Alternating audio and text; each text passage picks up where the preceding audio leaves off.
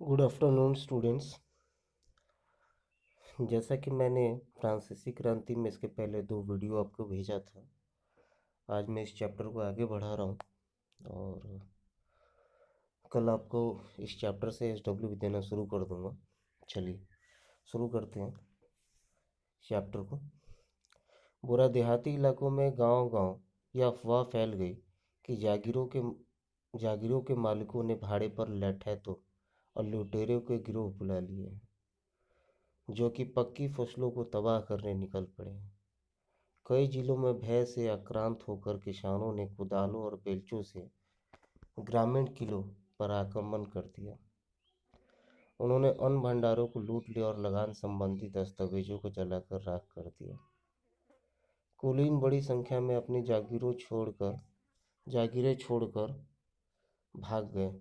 बहुतों ने पड़ोसी देशों में जाकर शरण ली। इसमें बता रहा है आपको, यहाँ पे जो जागीर जो थे, जमींदार जो थे, उसके ऊपर ग्रामीण जो थे, क्रांतिकारी जो लोग जो थे, उन्होंने उनके ऊपर आक्रमण कर दिया और वहाँ के उनके अन्न भंडार जो थे या लगान संबंधी दस्तावेज जो थे उसको पूरी तरह से जलाकर राख कर दिया। और डर के मारे जागीर जो थे वो दूसरे जगह पर जाकर शरण लेने लगे। अपनी विद्रोही प्रजा की शक्ति का अनुमान करके लुई 16 ने अंततः नेशनल असेंबली को मान्यता दी और ये भी मान लिया कि उसकी सत्ता पर अब से संविधान का अंकुश होगा। 4 अगस्त 1789 की रात को असेंबली ने करों, कर्तव्य और बंधनों वाली सामंती व्यवस्था के उन्मूलन का आदेश पारित किया। पादरी वर्ग के लोगों को भी अपने विशेष अधिकारों को छोड़ देने के लिए विवश किया गया। धार्मिक कर समाप्त कर दिया गया और चर्च के स्वामित्व वाली भूमि जब्त कर ली गई। बता रहा है आपका कि जिस तरह से लोग विद्रोही प्रजा जो थी उसकी शक्ति को देखकर लुई 16 ने अंततः 4 अगस्त 1789 को जो थी उनकी मांगे मान ली और एक और सामंती और इसके द्वारा जो सामंती व्यवस्था जो था पहले से उसको पूरी तरह से समाप्त करने का आदेश दिया। इसके अलावा जो पादरी को विशेष अधिकार दिए जाते थे उसको भी ख़त्म कर दिया गया और जो धार्मिक कर लिए जाते थे ताइद और अप्रत्यक्ष कर जो टाइल था उसको भी पूरी तरह से समाप्त कर दिया गया। इस प्रकार कम से कम 20 अरब लिब्रे की संपत्ति सरकार के हाथ में आ गई थी। नेशनल असेंबली के बारे में बता रहे। अब नेशनल असेंबली के द्वारा संवैधानिक राजतंत्र किस तरह से बनाया फ्रांस में उसके बारे में बता रहा है, किस तरह से अपने नियमों को वहाँ पर पालन किया गया। पूरा नेशनल असेंबली ने सन 1791 में संविधान का प्रारूप पूरा कर लिया। किस तरह का संविधान होना चाहिए, इसका मुख्य उद्देश्य था सम्राट की शक्तियों को सीमित करना। एक व्यक्ति के हाथ में केंद्रीकृत होने के बजाय अब इन शक्तियों को विभिन्न संस्थाओं, विधायिका, कार्यपालिका और न्यायपालिका में विभाजित और हस्तांतरित कर दिया गया। यानी जब लुई 16 ने 4 अगस्त 1789 को जब नेशनल असेंबली को मान्यता दी तो उसके 2 साल बाद नेशनल असेंबली ने अपना संविधान जो था उसका किस तरह का रूप होना चाहिए, प्रारूप होना चाहिए, उसको उन्होंने तैयार किया और इसके अंदर सम्राट की शक्ति जो थी उसको कम कर दी गई। एक व्यक्ति के हाथ में सरकार की बागडोर की जगह पे इसको विभिन्न संस्थाओं में शक्तियों को बांट दिया गया। ठीक है, इस प्रकार फ्रांस में संवैधानिक राजतंत्र की नींव पड़ी। चित्र 7 दिखाता है कि नई राजनीतिक व्यवस्था कैसे काम करती थी। यहाँ पे चित्र देखिए दे रहा है आपका किस तरह से काम कर रहा है। देखिए यहाँ पे 2 तरह के नागरिक है, सक्रिय नागरिक और निष्क्रिय नागरिक। पूरा सक्रिय नागरिक मताधिकार प्राप्त लोग 2.8 करोड़ की जनसंख्या में लगभग 40 लाख लोग जो थे वो सक्रिय नागरिक हुए। अब मताधिकार प्राप्त नहीं था, जैसे लगभग 30 लाख पुरुष, महिलाएं, बच्चों और 25 वर्ष से कम उम्र के व्यक्तियों को मताधिकार जो था वो प्राप्त नहीं था। तो सक्रिय नागरिकों के द्वारा ही सरकार नेशनल असेंबली का चुनाव होता था पहले ये 50,000 पुरुष जो थे उनको निर्वाचक करते थे, चुनते थे। उसके बाद ये 50,000 लोग जो थे वो 745 सदस्यों का चुनाव करते थे नेशनल असेंबली के लिए। ठीक है। इसके अलावा न्यायपालिका को भी वोट दे, यहाँ पे देख रहे हैं, दे रहा है। सक्रिय नागरिक जो थे न्यायपालिका को भी बनाते थे। अच्छा, नेशनल असेंबली जो था वो दो चीज़ को नियंत्रण रखता था। एक सम्राट पर और दूसरा मंत्रियों पर नेशनल असेंबली का नियंत्रण होता था। और सम्राट बिना नेशनल असेंबली की अनुमति का कोई भी काम नहीं कर सकता था। पूरा के सन 1791 के संविधान में ने कानून बनाने का अधिकार नेशनल असेंबली को सौंप दिया था। यानी नेशनल असेंबली ही अब जो था कानून बनाती। इससे पहले सम्राट के हाथ में कानून बनाने का अधिकार होता था। नेशनल असेंबली अप्रत्यक्ष रूप से चुनी जाती थी। सर्वप्रथम नागरिक एक निर्वाचक समूह का चुनाव करते थे। मैंने इसके पहले आपको फोटो में जिक्र किया था, 50,000 पुरुष का चुनाव जो थे, पहले उनका चुनाव होता था। और ये 50,000 लोग जो थे वो 745 सदस्यों का चुनाव करते थे जो नेशनल असेंबली में होते थे। सभी नागरिकों को मतदान का अधिकार नहीं था। जैसा कि मैंने आपको बताया, निष्क्रिय नागरिक जो थे उनको मत देने का अधिकार नहीं था। पूरे 25 वर्ष से अधिक उम्र वाले केवल ऐसे पुरुषों को ही सक्रिय नागरिक का दर्जा दिया जा गया था जो कम से कम 3 दिन की मजदूरी के बराबर कर चुकाते थे।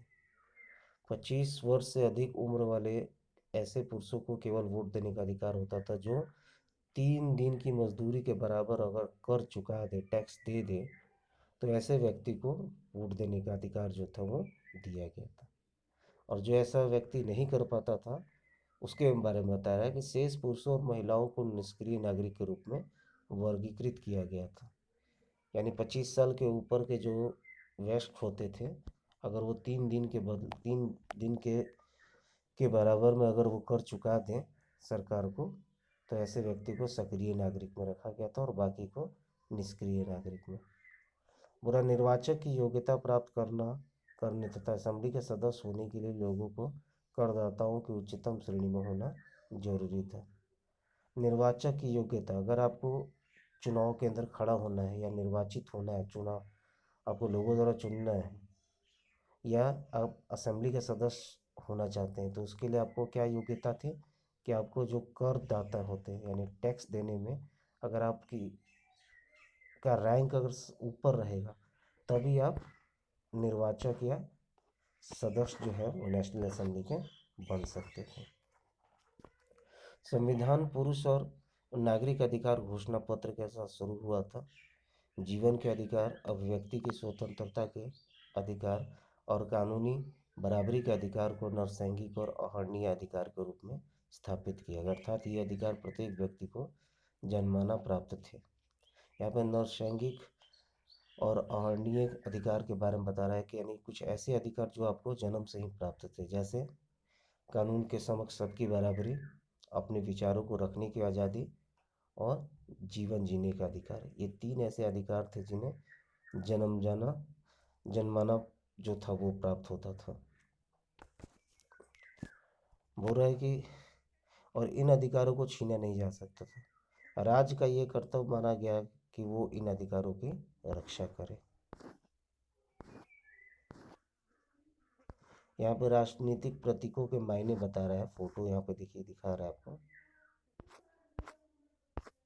देखिए यहाँ पे फोटो दिखा रहा है आपका, नीचे चला गया। ये देखिए फोटो दिखा रहा है। देखिए कानून के मानवीय रूप दिखा रहा है आपका ये। इसके अलावा नीले, सफ़ेद, लाल फ्रांस के राष्ट्रीय रंग बता रहा है ये आपका। ये प्रतीक चिन्ह है आपका। विधि पट, कानून सबके लिए समान है और इसकी नज़र में सब बराबर है। इसके अलावा यहाँ पे देखिए, ये दे रहा आपका छड़ी का बच्छीदार गट्टर, अकेले छड़ को आसानी से तोड़ा नहीं जा सकता है। यहाँ एकता का बारे में दिखा रहा है आपका। फिर देखिए, सर्वदर्शी आँख ज्ञान प्रतीक है। सूर्य की किरणें अज्ञान रूपी अंधेरे को मिटा देगी। उसके बाद राजदंड, शाही सत्ता का प्रतीक। तो ये सब आपको प्रतीक दिखा रहा है। देखिए यहाँ पे टोपी दे रहा है आपका, दासों द्वारा स्वतंत्र होने के बाद पहनी जाने वाली टोपी।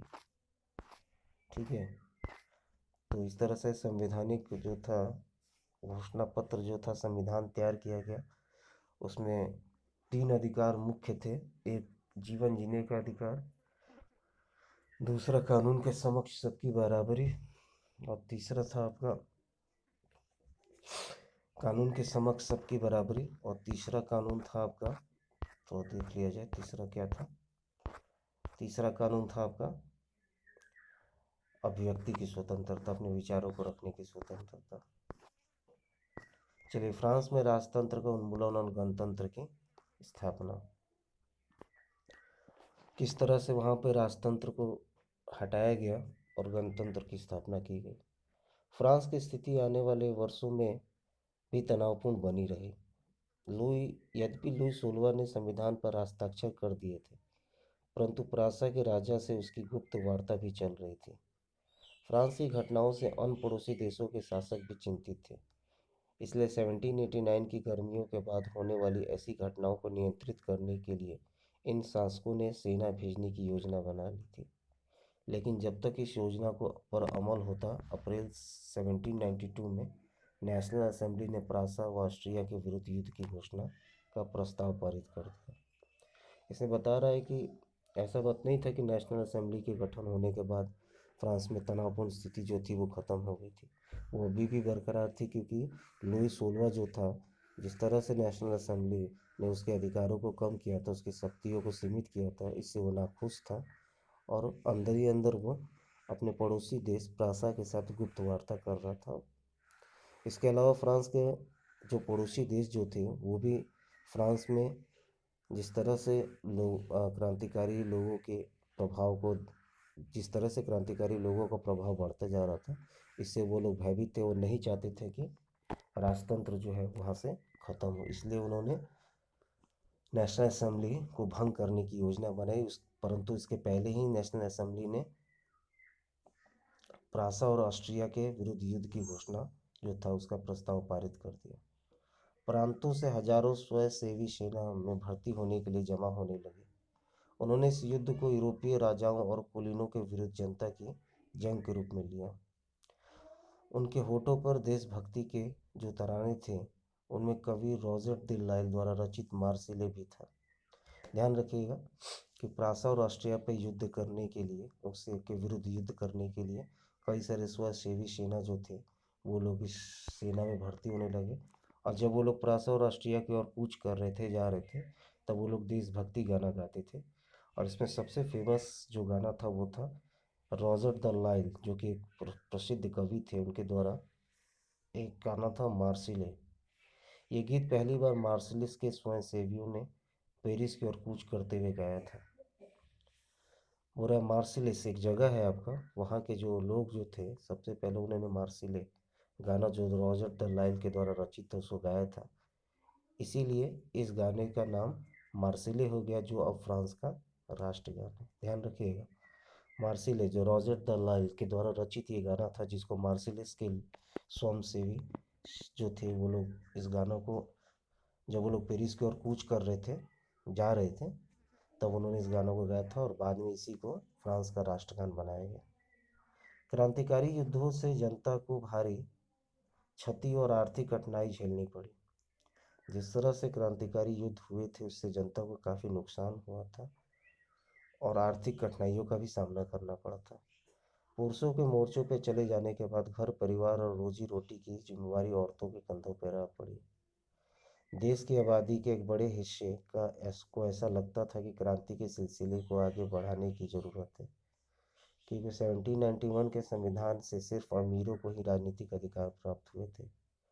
लोग राजनीतिक क्लबों में अड्डे जमा कर सरकारी नीतियों और अपनी कार्य योजना पर बहस करते थे। इनमें से जैकोबिन क्लब सबसे सफल था, जिसका नाम पेरिस के भूतपूर्व कॉन्वेंट ऑफ सेंट जेकब के नाम पर पड़ा था। मैंने इसके पहले भी आपको बताया था कि नेशनल असेंबली का जब गठन किया गया था, उसमें वोट देने का अधिकार जो था केवल सक्रिय नागरिक को दिया गया था। तो जो निष्क्रिय नागरिक जो थे वो लोग अपनी राजनीतिक सत्ता में शामिल होने के लिए वो लोग संघर्ष कर रहे थे, और उन्होंने कई सारे क्लब जो थे वो बनाए थे, और इन क्लबों में वो लोग राज्य सरकार की नीतियों के बारे में के ऊपर बातचीत करते थे।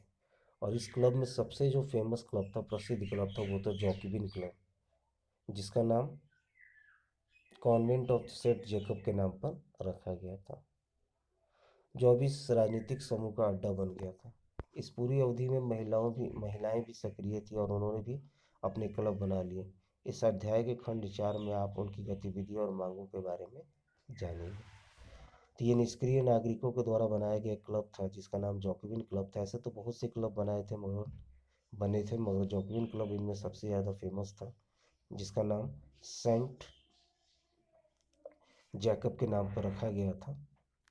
पूरा जॉकविन क्लब के मुख्य सदस्य मुख्यतः समाज के कम समृद्ध हिस्से से आते थे। अब जॉकविन क्लब के जो सदस्य होते थे वो कौन कौन से सदस्य होते थे, तो जो कम समृद्ध होते थे, कम अमीर होते थे, उसमें से जो थे वो इस क्लब के सदस्य होते थे। जैसे जूता बनाने वाले छोटे दुकानदार, पेस्ट्री बनाने वाले, घड़ी साज, छपाई करने वाले, नौकर, दिहाड़ी मजदूर आदि। और इनका नेता था मैक्समिलियन मैक्समिलियन रॉबिस्पियर। बुरे जॉकबिनों के एक बड़े वर्ग ने गोदी कामगारों की तरह धारीदार लंबी पतलून पहनने का निर्णय किया। जिस तरह से गोदी जो बंदरगाह में धुलाई का काम करते थे, तो वैसे मजदूर जो होते थे वो लोग प्राय एक लंबा पैंट जो थे वो पहनते थे, जो धारीदार होता था। ठीक है, ये मैक्समिलियन रॉबिस्पियर को ध्यान रखिएगा, बाद में ये भी फ्रांस का सम्राट जो था वो बना था, जो कि जॉकविन क्लब का नेता था। तो जो जॉकविन क्लब के सदस्य जो होते थे, किस तरह का पहनावा उनका होता था उसके बारे में बता रहा आपका, कि वो लोग धारीदार लंबी पतलून पहनते थे। ऐसा वो लोग इसलिए करते थे कि समाज के फैशन प्रस्त वर्ग, खासतौर से घुटने तक पहनने वाले ब्रीचेस, कुलीनों से खुद को अलग करना। जो अमीर व्यक्ति होते थे, कुलीन वर्ग के लोग होते थे, वो लोग क्या करते थे, घुटने तक जो था पैंट पहनते थे, और वो लोग अपने आप को उनसे अलग दिखाने के लिए जो था वो पैर के नीचे तक का पैंट जो था, पतलून जो था वो पहनते थे, जो धारीदार होता था। यहाँ पे देखिए फोटो दिखाया भी रहा आपका, देखिए पूरा पैर तक आ रहा है आपका।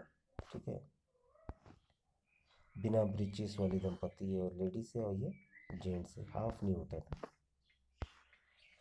पूरा। कि ये ब्रीचेस पहनने वाले कुलीनों की सत्ता समाप्ति का ऐलान का उनका तरीका था। चलिए, इसलिए जॉकविनों को सौ कुलात के नाम से जाना गया, जिसका शाब्दिक अर्थ होता था बिना घुटने वाले। इसीलिए जॉकविन क्लब के जो होते थे, सदस्य होते थे, उनको सौ कुलात कहा जाता था, जिसका शाब्दिक अर्थ क्या होता था, बिना घुटने वाले, यानी ऐसे पतलून जो बिना घुटने का होता था, मतलब पूरा होता था, फुल होता था। सौ कुलात पुरुष लाल रंग की टोपी भी पहनते थे, जो स्वतंत्रता का प्रतीक था। मैंने इसके पहले आपको जो प्रतीक दिखाया था उसमें मैंने बताया था, लाल रंग की टोपी जो होता था स्वतंत्रता का प्रतीक होता था। लेकिन महिलाओं को ऐसा करने की अनुमति नहीं थी। पूरा सन 1792 की गर्मियों में जॉकबिनों ने खाद्य पदार्थों की महंगाई और अभाव से नाराज पेरिसवासियों को लेकर एक विशाल हिंसक विद्रोह की योजना बनाई। बुरा निष्क्रिय नागरिक के द्वारा बनाया गया क्लब जॉकबिन क्लब, जो कि सेंट जैकब के नाम से रखा गया था, जिसका नेता था मैक्समिलियन रॉबिस्पियर। उसने जिस तरह से 1792 में खाद्य पदार्थों की जो थे वो महंगे होते गए और उनका अभाव होगा, इससे नाराज होकर उन्होंने विद्रोह करने का योजना बनाया था। और 10 अगस्त की सुबह उन्होंने ट्यूरिलिये के महल पर धावा बोल दिया, राजा के रक्षकों को मार डाला और खुद राजा को कई घंटों तक बंधक बनाए रखा। बाद में असेंबली ने शाही परिवार को जेल में डाल देने का प्रस्ताव पारित किया। नए चुनाव कराए गए और 21 वर्ष से अधिक उम्र वाले सभी पुरुष, चाहे वो उसके पास संपत्ति हो या नहीं, को मतदान देने का अधिकार दे दिया। हो रहा है कि ये जैकोबिन क्लब के जो सदस्य थे उन्होंने 1792 में जो था राजा के महल पर आक्रमण किया और राजा को कई घंटों तक बंधक बनाया। बाद में चलकर नेशनल असेंबली जो था उसने एक प्रस्ताव पारित किया और इस प्रस्ताव के पारित के बाद अब जो था फ्रांस में 21 साल के ऊपर के जो वयस्क होते थे उनको वोट देने का अधिकार दे दिया है, चाहे उसके पास संपत्ति हो या ना हो।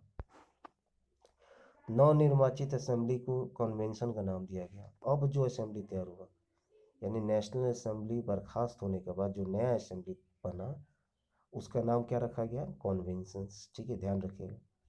और 21 सितंबर 1792 को इसने राजतंत्र का अंत कर दिया और फ्रांस को एक गणतंत्र घोषित किया। यानी जैकोबिन क्लबों के सदस्यों के द्वारा विद्रोह करने के बाद नेशनल असेंबली ने एक कानून पारित किया, जिस कानून के तहत अब 21 साल के उम्र के और 21 साल से अधिक उम्र के जो वयस्क व्यक्ति होते थे, पुरुष होते थे, उनको वोट देने का अधिकार दे दिया गया, चाहे उनके पास संपत्ति हो या ना हो। और उनके द्वारा जो असेंबली गठित हुई थी उसका नाम रखा गया कन्वेंशंस। ठीक है, और इसी कन्वेंशंस यानी असेंबली के द्वारा राजतंत्र को पूरी तरह से खत्म कर दिया गया और फ्रांस को एक गणतंत्र घोषित किया। जैसा कि जानते हैं कि गणतंत्र सरकार का वह रूप है जहां सरकार और उसके प्रमुख का चुनाव जनता करती है। हम लोग देखते भी हैं, भारत के अंदर भी ऐसा होता है। यह वंशानुगत राजशाही नहीं है। आप कुछ अन्य गणतांत्रिक देशों के बारे में जानकारी प्राप्त करने की कोशिश करें और देखें कि वे कब और कैसे गणतंत्र हुए। जैसे भारत के बारे में आप जानते हैं 1915 में गणतंत्र हुआ था। चलिए, लुई 16 के को न्यायालय द्वारा देशद्रोह के आरोप में मौत की सजा सुना दी गई और 21 जनवरी 1793 को प्लेस डी लॉ कॉनकॉर्ड्स में उसे सार्वजनिक रूप से फांसी दी गई। जल्द ही रानी मैरी एंटोनेट का भी वही हश्र हुआ। चलिए, अब नेक्स्ट टॉपिक है आपका आतंक राज। इसको अगले दिन क्लास में पढ़ा जाएगा। ठीक है, चलिए, थैंक यू।